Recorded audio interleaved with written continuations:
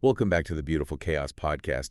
Today, we're taking a deep dive into something that's been kind of bubbling up in the cultural zeitgeist, the geopolitics of cinema. How about that? It's pretty amazing, actually, how a film and a nomination for an award can spark such a big conversation about global power Yeah. dynamics. It's almost poetic when you think about it. Right. And we've got this perfect case study right in front of us. Yeah. Brazil's I'm Still Here getting a Best Picture nod at the 2025 Oscars. A first huge for Brazilian cinema. And even more striking. Yeah. It's entirely in Portuguese. Right.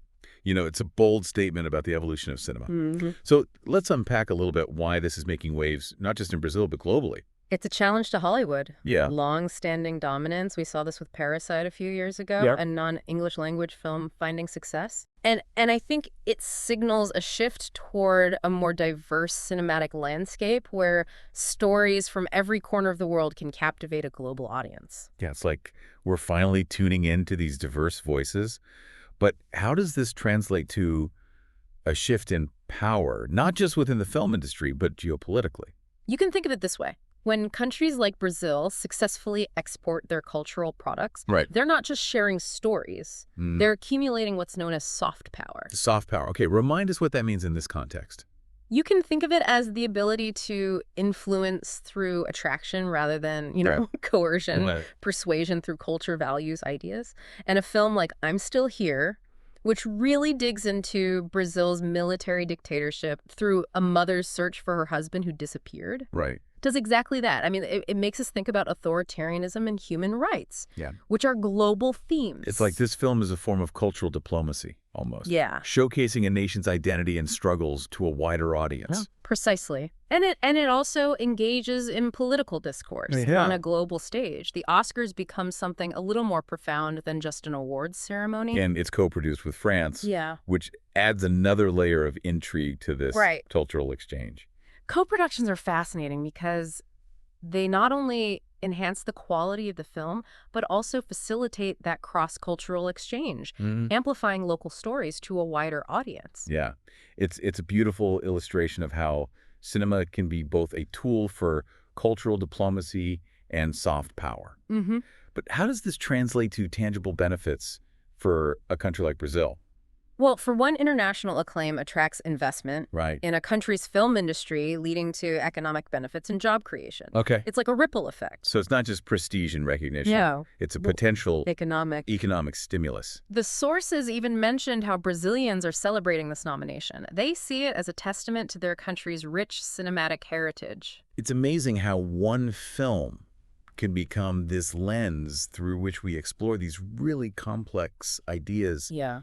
about cinema, geopolitics, national identity. And what's even more interesting is how this connects to a larger trend. Okay. The rise of global South cinema. Right. We're seeing films from regions like Latin America, Africa, Asia, really challenging traditional power structures in the film industry. Okay, now this is where things get really interesting because we're talking about more than just movies at this point, right? This is a shift in narrative Right. and influence. Absolutely. For a long time, Hollywood has been the dominant force shaping global perceptions through its films.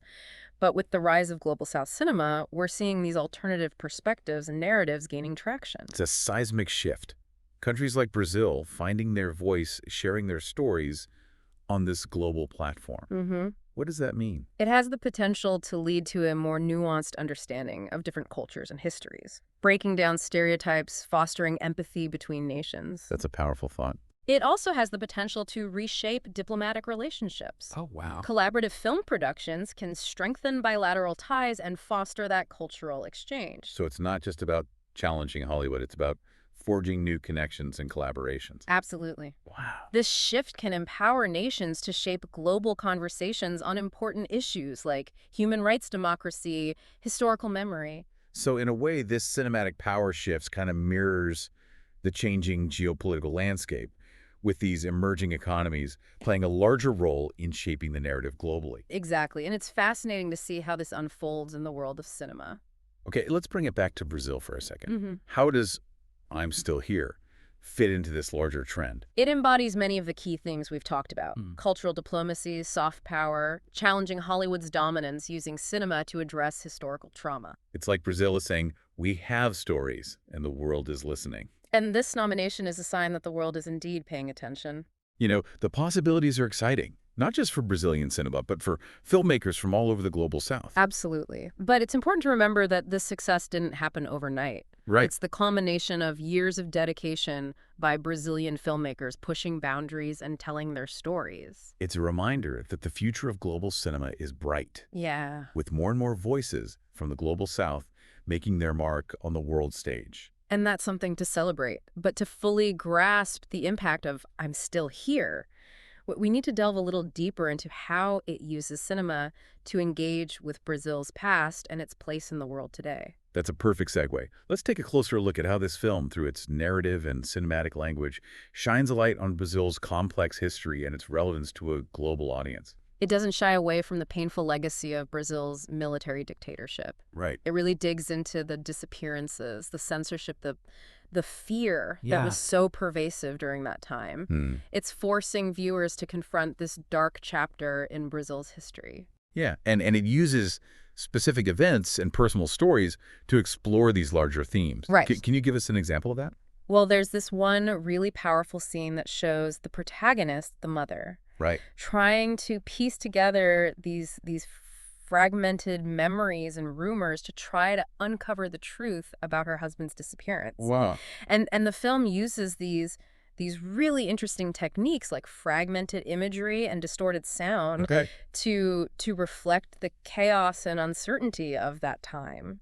So the film's language is almost a character itself, Exactly. mirroring the psychological impact of the dictatorship. Yeah, and by bringing these stories to light, Mm. I'm still here, allows for this collective reckoning with the past. Yeah. Creates a space for dialogue Yeah. and healing, which is essential for any nation grappling with historical trauma. But again, it's not just about looking back, right? It seems like there are some parallels to the present as well. You're absolutely right. The sources highlight how I'm Still Here uses the past as a lens to examine contemporary issues of authoritarianism and human rights. Yeah. And it's this reminder that the struggle for freedom and justice is ongoing. Yeah. And by framing it within this personal story, Right. it makes these issues feel more immediate and relatable for viewers. Absolutely. It transcends national boundaries. Mhm. And it really speaks to a universal human experience. This fight against oppression, the search for truth, the longing for loved ones. Cinema is so powerful. It It is. can be such a powerful tool for social and political commentary. Yeah, I'm Still Here is not just a film, it's a statement.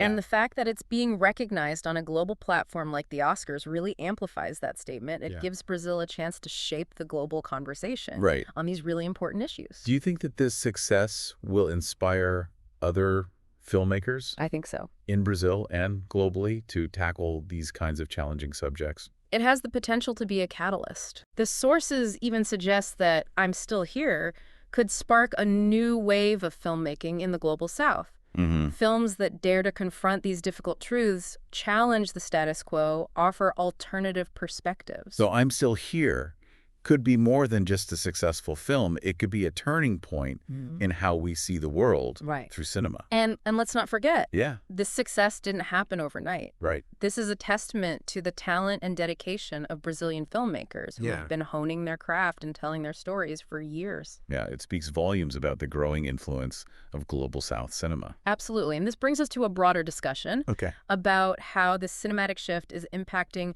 not just the art form, but also the global landscape. Okay. Are you ready to explore that? Absolutely. Yeah. I'm curious to understand what this Southern shift, as you call it, what it means for the future of cinema. What are the ramifications beyond just who's making the films? It's not just about who's making the films, right?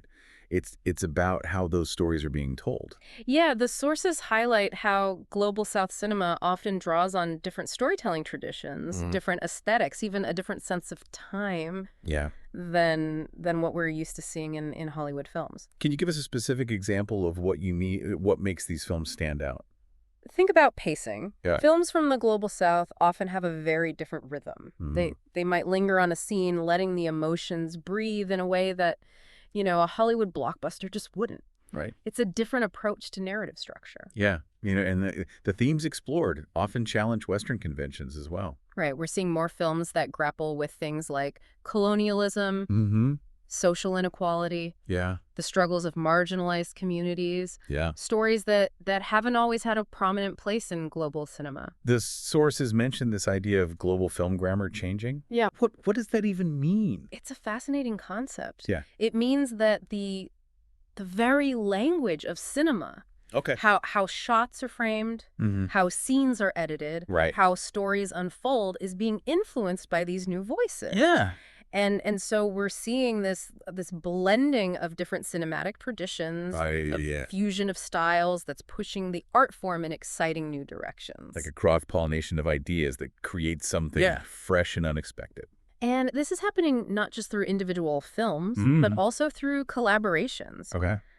Co-productions between global South nations are becoming more common, Right. fostering this sense of shared purpose and solidarity. So it's like cinema is becoming a platform for South-South dialogue, bypassing the traditional gatekeepers of the Western film industry. Exactly. And Yeah. and this has the potential to create a more multipolar world Right. where these diverse voices and perspectives are not only heard but celebrated. Wow. Think about the impact that this could have on our understanding of history, Yeah. culture, and politics. It's like a democratization of storytelling, Yeah. moving away from this single dominant narrative Right. to something much richer and more representative. And it's happening at a time when global audiences are more open to these diverse voices, Right. thanks in part to the accessibility of streaming platforms. Mm-hmm. It's as if the world is finally waking up to the richness and diversity of stories that exist beyond the traditional centers of filmmaking. So if you had to kind of sum up, what are the key takeaways you want our listeners to remember